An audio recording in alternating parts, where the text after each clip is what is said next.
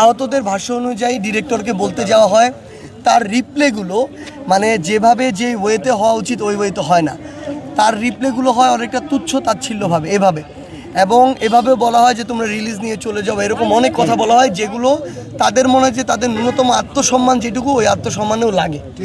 ওই জায়গা থেকে শেষ পর্যন্ত যেটা হয়েছে এখানে যে তাদের সাথে যখন এই বিষয়ে কথা হচ্ছিল, আনসারদেরকে দিয়ে একাধিক আনসারকে দিয়ে এনে তাদেরকে ঠেকানোর চেষ্টা করা হয়েছে, এবং স্টাফ ছিল, আনসার ছিল, এবং তারা এক পর্যায়ে যেখানে যেটা হয়েছে যে ধাক্কাধাক্কির পর্যায়ে চলে গিয়ে গায়েও হাত তোলা হয়েছে।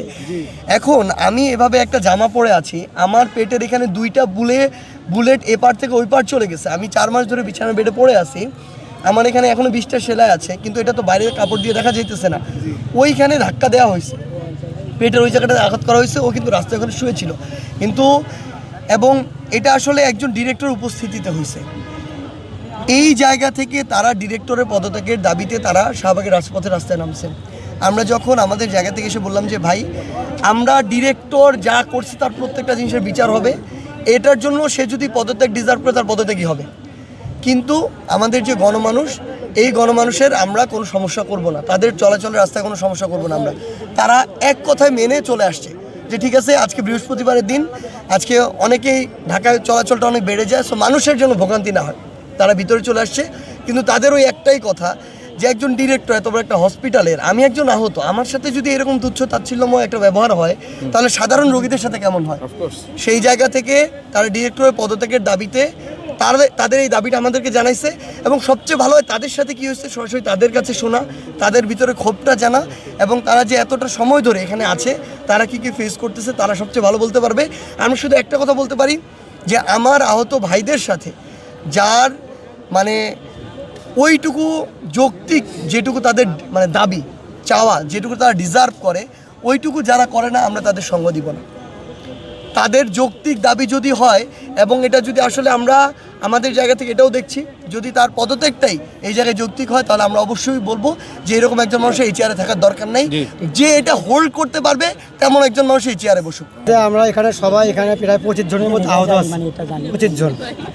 আমরা যেটা হয় আমাদের যেমন খাবারের প্রবলেম থাকে বা ট্রিটমেন্টের প্রবলেম থাকে, আমরা যাবো কার কাছে? যে মেডিকেলের পরিচালক আছে তার কাছে যাব।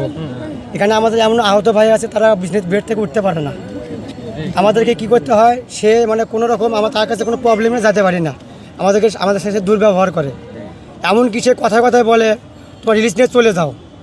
আমার এক আহত বা সবথেকে দুর্ঘটনাজনক ব্যাপার, সে একটা কাজে বাইরে আসছে, সে সাদা কাগজে লিখিত দিয়ে গেছে, আসতে তার আধা ঘন্টা লেট হচ্ছে।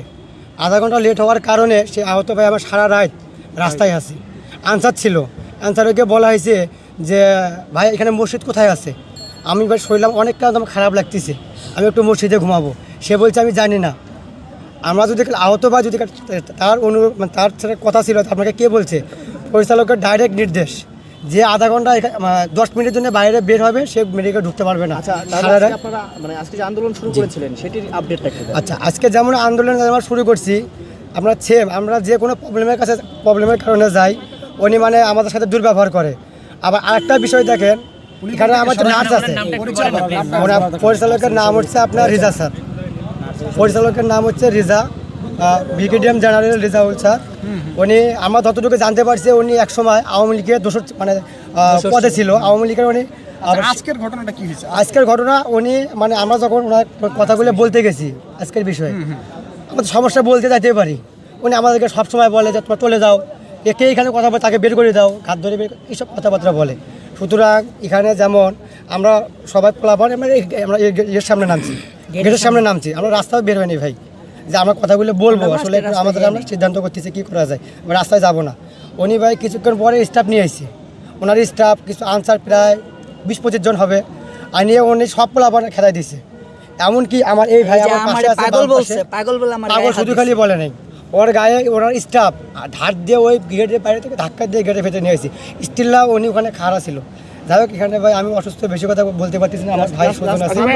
একটা প্রশ্ন আছে, আপনি যে বললেন যে মাঝে ব্রিগেডিয়ার জেনারেল এবং আওয়ামী লীগের কিছু একটা পদে থাকার কথা বললেন, ব্রিগেডিয়ার জেনারেল তো অবশ্যই একটি সামরিক পদ। জি জি। তো সামরিক পদে থাকা অবস্থায় আওয়ামী লীগের পদ কিভাবে পায়? আমার যতদূর মানে জানা উনি আছে ছিল, সাবেক ছিল, আগে ছিল ভাই। মিটপুর হাসপাতালে আমরা ততটুকু জানি, মিটপুর হাসপাতালে ওনার যে কথাবার্তা, ওনার যে ভয়েস আমাদের সাথে ওটা থেকে ভাই আমরা দুর্ব্যবহার। যতটুকু ধারণা করছি আমার ওনার নামে আমি আমরা ভাই শুনছি ওরকম। এখন যেটা হয়েছে আমাদের এখন শোনেন, আমি বলি সেটা কর্মসূচির ব্যাপারে আমাদের একটাই দাবি, আমরা ভাই আইছিল, ভাইকে বলছি যে ভাই আমাদের যদি লিগেল হয় আপনারা এগুলো দেখবেন। আমরা যেহেতু আমরা ওনার কাছে সংখ্যামুক্ত না, আমরা যেহেতু উনি আমাদেরকে কেয়ারফুল না, আমাদের খোঁজ খবর নেয় না, তার কাছে আমরা মানে ডিজেবল মনে করি না যেহেতু। আর এখন আমাদের একটাই সিদ্ধান্ত, একটা যেটা আমরা নিচ্ছি, ভাই আমাদেরকে আশ্বাস দিয়ে গেছে যে আমরা এটা দেখবো। লাস্ট টাইম দিচ্ছে আমাদের রবিবার, আপনারা সাথে থাকবেন আমাদের। আমরা এই মুহূর্তে আমরা তালা লাগাবো ওনার পরিচালকের রুমে।